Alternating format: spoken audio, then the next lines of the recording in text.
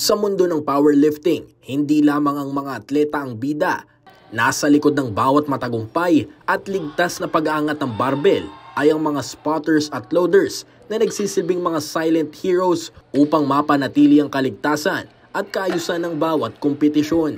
Kung iyong tatanungin kung sino ba sila, ang mga spotters ay ang mga professional individuals na nakaposisyon sa paligid ng lifter upang magbigay ng agarang tulong kung sakaling mabigo ang atleta sa pag-angat, habang ang mga loaders naman ang responsable sa paglalagay ng tamang timbang sa barbell. Sa panayam ng PTV Sports, ikinuwento naman ni Powerlifting Association of the Philippines former President Eddie Torres ang isang pangyayari na nagpapatunay na kapwa delikado at mahalaga ang role ng mga spotters at loaders. Hosted the Asian Championships about maybe 10 years ago. Merong isang lifter in our country, 285 kilos sa squat, nalaglag niya. Pero yung unloaders natin, they caught it mid-air and binalik sa rack. Kung yung mga less experience, babagsak sa floor yon, and then babagal ang competition kasi tatanggalin yung plates para mabalik. Pero sila, siguro baka world record yon. Yung weightness nila, 285 kilos. Pero the loaders, they have to trust each other.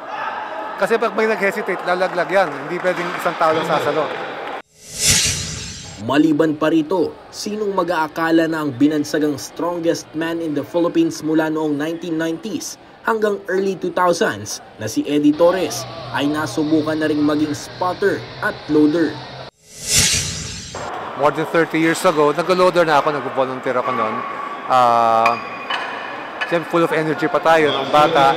And nakaka-enjoy din tumulong. Nakakapagod, but you enjoy it, and then afterwards, yung camaraderie ng lahat, magsasama-sama after to enjoy, get together.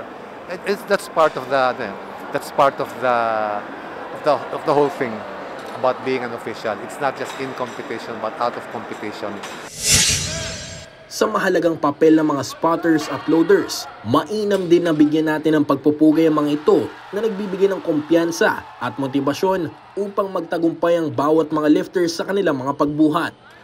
Paulo Salamatin para sa Pambansang TV sa Bagong Pilipinas.